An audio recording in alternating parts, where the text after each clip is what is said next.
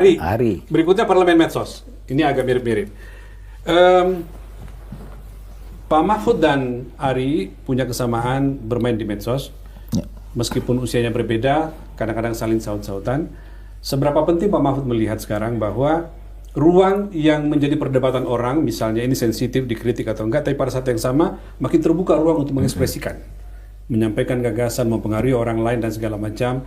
Orang-orang seperti Ari dengan gaya lucunya dan segala macam bisa masuk ke dalam ruang pentas yang besar. Pak Mahfud melihatnya bagaimana? Penting Iya. ya menggunakan medsos itu sebagai kontrol terhadap lembaga-lembaga pemerintah, sehingga kita ya seperti parlemen saja kan, itu yang disebutkan.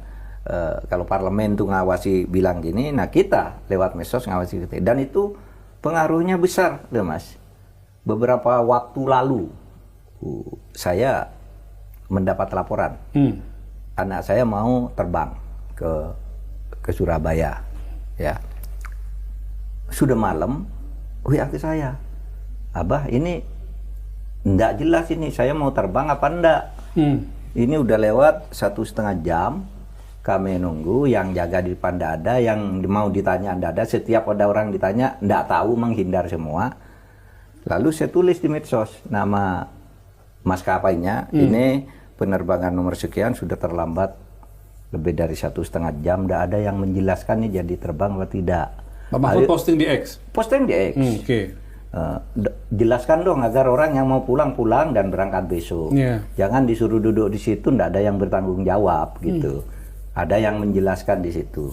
Nah, di mat gitu di X sebentar udah banyak kan yang nanggapi, memang Pak pesawat itu begini nih, maskapai itu begini, rame.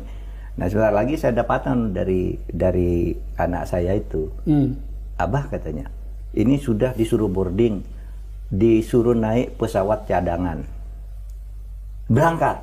Maksud saya itu dahsyat. Dulu kan pernah ada tuh anggota DPR menganiaya supir pinggir jalan. Iya kan? Terus saya pusat. Itu tidak boleh begitu dong. Saya ingat, Bapak jadi Menko Polhukam waktu itu, ngelihat itu peristiwa di Depok, Bapak marah-marah. Itu sewenang-wenang, wah rame itu. Dipanggil anggota DPR-nya, gitu, diperingatkan oleh partainya, dan minta maaf partainya.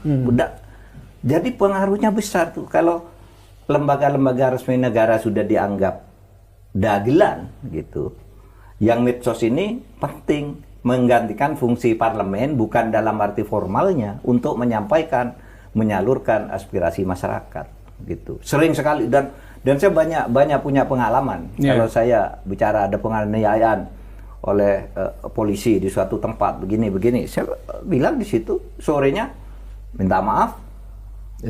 Kemarin yang terakhir ada tentara itu ikut ngatur lalu lintas kan di Jawa Barat. Lalu saya bilang, apapun alasannya ini tugas polisi, nggak bisa TNI di situ. Besoknya Kodimnya negur dan memberi penjelasan, tidak boleh melakukan itu.